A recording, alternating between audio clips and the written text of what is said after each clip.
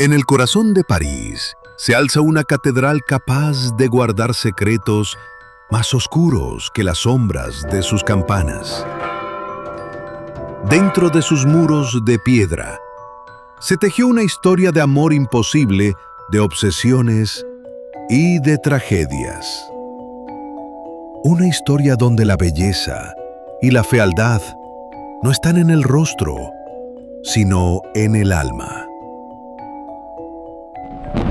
Hoy conocerás la verdad detrás de El Jorobado de Notre Dame. Hace muchos años, un niño fue abandonado en los escalones de la gran catedral de Notre Dame. Su cuerpo estaba marcado por deformidades, una espalda encorvada, un rostro asimétrico y un oído castigado para siempre por el estruendo de las campanas.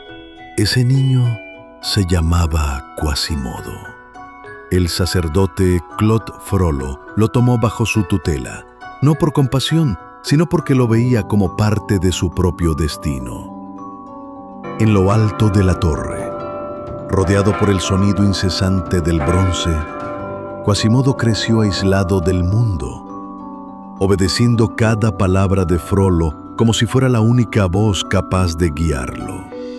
Y así nació un contraste que marcaría su vida.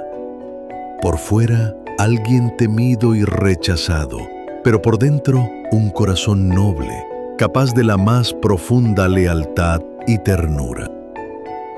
Los años pasaron, y aquel niño abandonado en los escalones se convirtió en el campanero de Notre Dame. Quasimodo creció entre el eco de las campanas y la soledad de las torres, sin conocer el calor de una sonrisa. Pues, aunque Frollo lo había criado, nunca le ofreció afecto verdadero. Su cuidado estaba lleno de frialdad, de órdenes y silencios, más cerca del deber que del amor. Y así, en el corazón de Quasimodo, fue creciendo un vacío que solo anhelaba una mirada de bondad. Hasta que un día, en las plazas de París, apareció alguien capaz de iluminarlo todo. Era una joven bailarina. Su cabello oscuro danzaba con el viento y sus ojos brillaban como gemas verdes bajo el sol. Esmeralda. Su risa llenaba las calles. Sus pasos convertían el empedrado en escenario y cada giro despertaba aplausos y murmullos de admiración. El pueblo la celebraba, aunque algunos, dominados por la desconfianza, la miraban con recelo, como si su libertad fuera demasiado para comprenderla.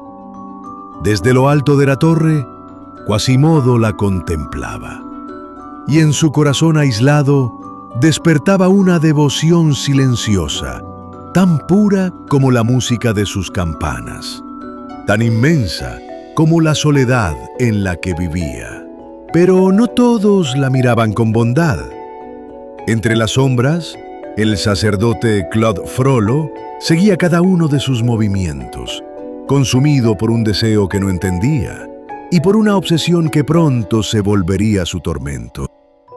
Cuanto más brillaba Esmeralda, más crecía la sombra en el corazón de Frollo. Se convenció de que la causa de su inquietud no estaba en él, sino en ella. Y en vez de mirar su propia oscuridad, decidió apagar la luz que lo deslumbraba. Una noche, entre callejones húmedos y faroles temblorosos, Frollo llamó a Quasimodo. Con voz dura, sin un rastro de afecto, le ordenó: «Tráela hasta mí». Quasimodo, que solo conocía órdenes y silencios, bajó de las torres obedeciendo. No entendía por qué, pero para él, el deber siempre fue más fuerte que cualquier pregunta. En la plaza, la música ya había callado. Esmeralda caminaba hacia su rincón de descanso cuando una sombra torpe y encorvada se acercó desde un arco de piedra. El mundo para Quasimodo era ruido y confusión. Las voces se mezclaban. Intentó cubrirla con su capa. Ella gritó. La multitud respondió primero con sorpresa y luego con furia. Faroles alzados, pasos corriendo, manos sujetando. Quasimodo, asustado, no entendía las palabras, solo sintió el peso de muchas manos y el miedo subiéndole por la espalda. Desde la oscuridad Frollo observó y no se movió para ayudarlo. A la mañana siguiente, la plaza fue escenario de castigo público. Atado al poste donde ataban a los condenados, con el sol cayéndole de frente, Quasimodo quedó expuesto como nunca antes. Su aspecto, que hasta entonces había sido un misterio oculto en las sombras de la catedral, se mostró con crudeza ante todos. La multitud lo miró en silencio primero, y luego las miradas se volvieron en burlas y risas. Las carcajadas fueron más duras que cualquier golpe, y lo hirieron más que cualquier tortura. La sed le quemaba la garganta. Buscó con la mirada algo de piedad y no encontró nada, hasta que un silencio distinto abrió paso entre la gente. Esmeralda se abrió paso entre las miradas. Se acercó sin miedo, tomó un cuenco de agua y con manos firmes lo acercó a sus labios. Nadie más se movió. El sol por un instante pareció dejar de arder. Quasimodo la miró, como quien recibe un rayo de sol después de toda una vida en la oscuridad. El agua tocó su boca, y con ella una ternura que jamás había conocido. Aquel gesto sencillo cambió su vida, porque a veces una sola gota de bondad es suficiente para inundar un corazón. Desde lejos Frollo lo vio todo, y en lugar de paz sintió nacer un fuego que lo invadía por dentro. En lo alto de la catedral, Claude Frollo pasaba noches enteras en silencio. Su túnica oscura mezclada con las sombras de las columnas. Por fuera era el respetado sacerdote de Notre Dame, pero en su interior una tormenta crecía sin descanso. Esmeralda se había convertido en un pensamiento imposible de apartar. Su risa le sonaba como campanas que no podía silenciar, y cada recuerdo de su danza lo hería como una llama encendida. Frollo no podía aceptar que aquel sentimiento nacía de él, así que buscó una explicación más sencilla y más cruel. Convencerse de que ella lo había hechizado, que eso era la causa de sus desvelos, el tormento que lo perseguía día y noche. Y en lugar de mirar su propia oscuridad, juró destruir lo que no podía tener.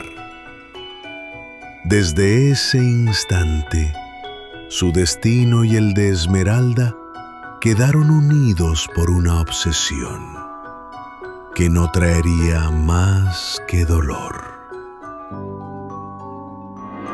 Consumido por la idea de que Esmeralda lo había hechizado, y convencido de que ese era el motivo por el que no podía dejar de pensar en ella, Frollo dejó que su obsesión se convirtiera en veneno. Y pronto, ese veneno tomó forma de acusación. En las plazas de París comenzó a correr un rumor. Decían que los bailes de Esmeralda no eran simples pasos de alegría, sino hechicería, que su belleza no era natural, sino un embrujo capaz de perder a los hombres. Frollo no desmintió nada. Al contrario, alimentó en silencio cada palabra, cada mirada de sospecha, cada voz que pedía castigo. Lo que para muchos era luz, otros lo transformaron en condena. La multitud se reunió frente a Notre Dame, miradas duras, dedos acusadores y una sentencia que parecía escrita antes de comenzar. La palabra brujería pesaba como una campana de hierro sobre la joven. Esmeralda, temblando pero firme, mantenía la cabeza en alto. No había hechizo en ella, solo la valentía de quien sabe que es inocente. Desde lo alto de las torres, Frollo observaba cada instante. No gritaba, no señalaba, solo sonreía en silencio. Porque en su corazón sabía que su plan avanzaba y que había logrado enredar a la multitud en su mentira. La sentencia estaba dictada. Esmeralda había sido acusada de hechicería. Para el pueblo, su danza y su belleza eran pruebas suficientes, y la multitud esperaba el final con impaciencia. La soga ya estaba preparada en la plaza. El cielo se cubría de nubes pesadas, y un día gris envolvía a todos con la misma sombra. Parecía que hasta el cielo lloraba su destino, y todo estaba perdido. Fue entonces cuando desde lo alto de Notre Dame una silueta se movió entre las torres. El campanero, el mismo al que todos habían despreciado, descendía con una fuerza imparable. Con un grito que sacudió la plaza entera, Quasimodo alzó la voz. ¡Asilo en Notre Dame! Los murmullos se apagaron. La multitud quedó inmóvil, testigo de un acto que nadie esperaba. Quasimodo corrió hacia Esmeralda, la levantó en sus brazos con una ternura inesperada, y bajo la sombra de la gran catedral, la llevó consigo hacia las puertas de piedra. Porque dentro de Notre Dame existía una ley que ni el rey ni la multitud podían romper: el derecho de asilo. Una tradición tan poderosa que ni siquiera Frollo podía desafiarla abiertamente. Y allí, en el corazón de la catedral, Esmeralda encontró un refugio sagrado, y Quasimodo un propósito más grande que su propia vida. Pero el asilo no duró para siempre. Claude Frollo, consumido por su obsesión, buscó la manera de entregar a Esmeralda a la justicia. Su voz, respetada en París, fue suficiente para que la sentencia volviera a caer sobre ella. Y esta vez, nadie la pudo salvar. En un día gris, la plaza se llenó de nuevo. Las campanas doblaban lento y Esmeralda, serena, aceptaba su destino con la dignidad de la inocencia. La multitud enmudeció y en un instante final, su luz se apagó para siempre. Desde lo alto de Notre Dame, Quasimodo miraba con un dolor insoportable.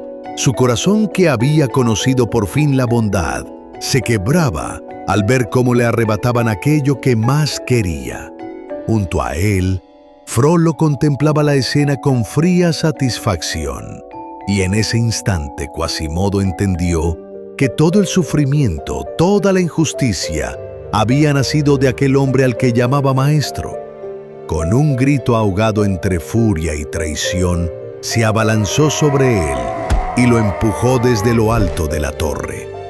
Frollo desapareció en el vacío, mientras Quasimodo, entre lágrimas, sabía que nada podía devolverle lo que había perdido. Después de aquel día, Quasimodo desapareció de Notre Dame. Nadie volvió a verlo entre las torres ni a escuchar su andar en los pasillos de piedra. Pasaron los años y, cuando la ciudad quiso trasladar los restos de Esmeralda a otro lugar, hallaron algo que conmovió a todos. el cuerpo de Quasimodo abrazado al de ella, como si la hubiera acompañado hasta el final. Dicen que nunca la soltó y que en ese último gesto la gente comprendió la verdad. Quasimodo no fue un monstruo, sino un alma fiel que amó con una pureza más grande que la misma catedral. Así terminó la historia de Quasimodo, Esmeralda y Frollo, un relato donde la verdadera fealdad no estaba en la apariencia, sino en los corazones corrompidos por la obsesión y la injusticia. ¿Y a ti? ¿Qué enseñanza te dejó este relato? Cuéntamelo en los comentarios y no olvides suscribirte para descubrir la próxima historia que aguarda en Cuentilandia Kids.